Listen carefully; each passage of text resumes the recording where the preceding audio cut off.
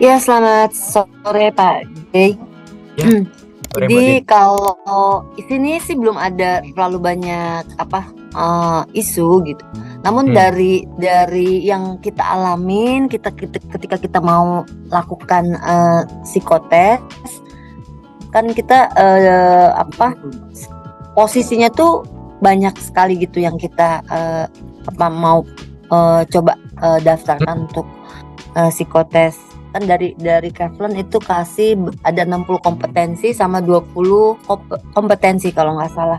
Ya. Nah, dalam menentukan kompetensi itu gitu ya, pastinya saya pun melihat dari requirement atau job desk yang si user minta.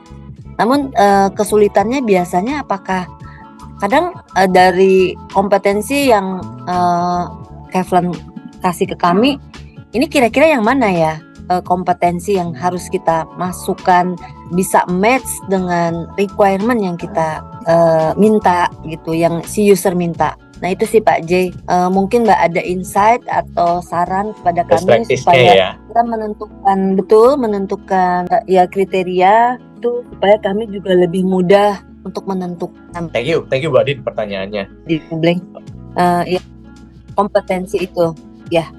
Oke. Thank you Mbak Din pertanyaannya. Mungkin saya coba jawab ya. Balik lagi, yang bisa menentukan, yang tahu kebutuhan dari user adalah HR-nya, bukan dari kami. Jadi perusahaan yang memang mau menggunakan kita, yang pakai report yang custom terutama, mereka yang perlu tahu yang mau dicari apa. Karena itu konteks yang penting justru. Makanya kami berikan list. Dan list ini yang memang perlu dari Bapak Ibu yang pilih sendiri. Nah, tapi pertanyaannya kayaknya kok semua penting ya? Ya karena itu semua sikap kompetensi yang ada di setiap individu. Justru kalau misalnya kita masih merasa semuanya penting, artinya kita benar-benar belum menggali fungsi yang kita butuhkan apa. Jadi, sebelum menentukan kriteria, paling penting justru adalah kita tuh expect orang ini tuh melakukan apa nantinya. Fungsinya apa? Itu harus clear dulu. Baru di breakdown. Fungsi ini, kita tuh butuh kriterianya apa? Yang paling penting. Sekali lagi, kalau kita nggak bisa menentukan apa 8 yang penting, artinya kita sendiri belum tahu yang kita mau cari itu apa. Dan kalau kita sudah bisa tahu fungsi pekerjaannya apa, itu akan memudahkan kita untuk breakdown mana yang paling penting. Yes, pastinya semua terlihat penting. Tapi sortir dulu. Dari 60 atau dari 80, ketemunya mana yang penting. Baru di sortir ulang lagi. Mana yang paling penting di fungsi kerjaan itu. Mungkin itu sih Bu Adin best practice-nya. Oh, tambahan sedikit. Di Excel ya, kalau Bu Adin kan ada ngeliat 60 dan 20 ya. Bedanya gimana? Kalau memang yang mau dicari adalah kriteria yang sifatnya attitude, pilihlah dari yang 60. Tapi, kalau kita memang pengennya, kita di kerjaan itu nanti butuh ada keterampilan pekerjaan tertentu nih, pilihnya dari yang 20. Karena 60 dan 20 yang ada di sana itu fungsinya berbeda, tapi bisa saling melengkapi. Nah, cara melengkapinya gimana? Ya, cara memilihnya gimana? Baik lagi, pastikan clear dulu fungsi yang kita harapkan dari orang ini apa. Itu akan menjadi guideline yang bagus untuk kita breakdown kriterianya apa saja. Gitu sih, Bu Adin. Menjawab? Menjawab saya juga paham Pak ya. Jadi best practice-nya oh ya kita harus clear dulu. Tapi kok kayaknya kesulitannya karena dari user juga kadang-kadang kriterianya tuh masih belum firm gitu ya. Kalau saya bilang bukan belum firm sih, masih. Jadi si HR juga yang harus menentukan at the end dari kriteria yang si user minta, sebenarnya karakternya yang seperti apa sih yang diminta. Akhirnya kita balik lagi bertanya, dan menurut saya yang kriteria diberikan user juga kadang-kadang nggak firm gitu. Jadi nah akhirnya ya kita menentukan sendiri dengan pemahaman kita sendiri. Betul itu. Jadi kita itu pada saat menentukan kompetensi apa saja sih sebetulnya untuk posisi baik manajerial maupun non manajerial gitu ya, yang dengan beberapa fungsi jabatan. Nah itu yang sebetulnya yang kita agak sulit dengan banyaknya 60 kompetensi yang tadi Bapak bilang tuh, kalau yang 60 itu banyak ke attitude dan 20 adalah ke technical mungkin ya, yang ke technical apa yang perlu yang dibutuhkan. Nah itu yang lumayan kita itu harus memutar, aduh ini apa ya kira-kira yang baik sehingga hasilnya juga match dengan harapan kami gitu. Itu sih. Kalau saya dengar penjelasan Bu Adin ya Bu, malah ya memang ini ya saya harus bilang bukan best practice ya. Kenapa? Karena yang sebenarnya perlu tahu yang mau dicari apa itu user, bukan HR. Betul. Idealnya begitu, karena apa? Ujung-ujungnya kandidat itu kan akan bekerja bersama dengan siapa? Apakah dengan HR? Bukan kan? Dengan user kan? Nah, seharusnya, idealnya yang tahu yang mau dicari itu apa? Itu user. Cuman memang dalam prakteknya ada stereotip nih. Ya, pasrahin aja ke HR. Ini saya bela teman-teman HR dulu ya. Ya, pasrahin aja ke HR. Duh, sebentar, HR belum tentu ngerti bisnis bisnis prosesnya. Belum tentu ngerti apa yang dicari. Bahkan ini yang sering cukup menyulitkan juga adalah kadang perlu dicocokkan dengan profile user. Masalahnya kadang memang ada user yang kebanyakan user juga belum tentu tahu apa yang mereka cari. Justru paling ideal adalah HR bersama dengan user duduk bareng. Kalian tuh yang mau dicari apa? Karena kalau enggak, sama Kevin juga sering dimintain, udah Kevin yang pilihin dong kriterianya apa. Kita nggak ngerti bisnis prosesnya, kita nggak ngerti ini industri apa, kita nggak ngerti ekspektasi user apa, kita nggak akan pilihkan. Kalau suruh kita pilihkan ya jangan pakai report custom, pakai report yang default tadi, tinggal pakai. Nah tapi kan nggak ada ininya itunya, ya memang balik lagi. Kalau mau yang lebih spesifik, lakukan pilihlah sendiri.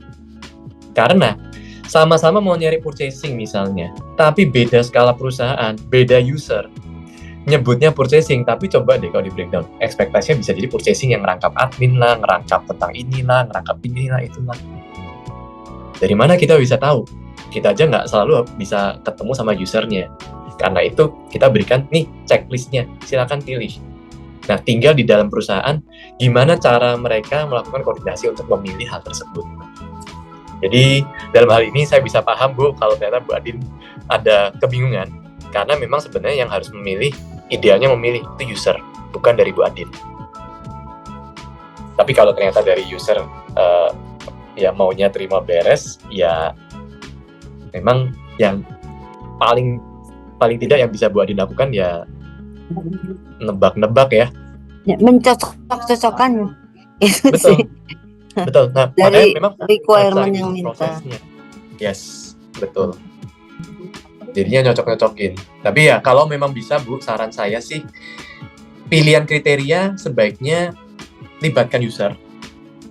Paling nggak user sudah bisa pilih dulu dari listnya. Nah, listnya dari kami berikan juga ke user, Bu. Biar mereka pilih. Butuhnya apa? Ini. Ya udah. Dan HR perlu juga memahami bisnis prosesnya perusahaan. Supaya ya fungsi HR bisa naik sebagai human capital, bukan lagi human resource aja. Gitu. Kira-kira itu Bu Adin. Ya, baik, thank you Pak Jay. Sama-sama Bu, semoga menjawab ya. Ya, terima kasih. Sama-sama. Oke, ada pertanyaan follow up lagi sebelum kita mungkin tutup. Kalau ada misalnya ada pertanyaan nanti ya, kalau misalnya perlu bahas report bisa ikut yang sesi Rabu depan, masih ada jam malam. Oke. Halo, siang Pak Jay. Ya, Bu Dinda. Ini saya ada satu report Pak untuk job fit checking. Nah, di hasil reportnya itu di bagian weakness dan tricks-nya itu sama kosong semuanya Pak. Jadi apakah memang tidak ada yang menonjol sama sekali untuk di bagian weakness atau bagaimana ya Pak? Oke. Good question. Saya kalau itu buka contoh report custom job fit ya, biar teman-teman ada gambaran ya. Oke.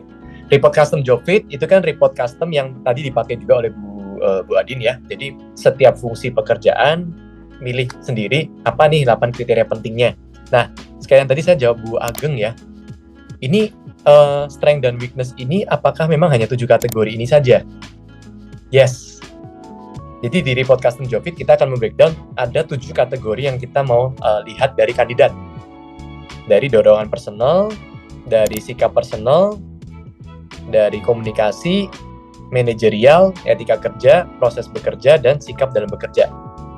Hanya yang muncul di setiap kandidat bisa beda-beda. Dan yang akan muncul di sini adalah kalau sikap-sikapnya itu terdetek di atas rata-rata untuk di strength, dan kalau terdetek di bawah rata-rata untuk yang weakness. Ya. Jadi, kalau misalnya ternyata ada yang sampai tidak muncul seperti ini, artinya apa? Ya, di bagian dorongan personal dan etika bekerja tidak ada sikap yang terdetek di bawah rata-rata. Dengan kata lain, banyakkan yang cukupan, situasional.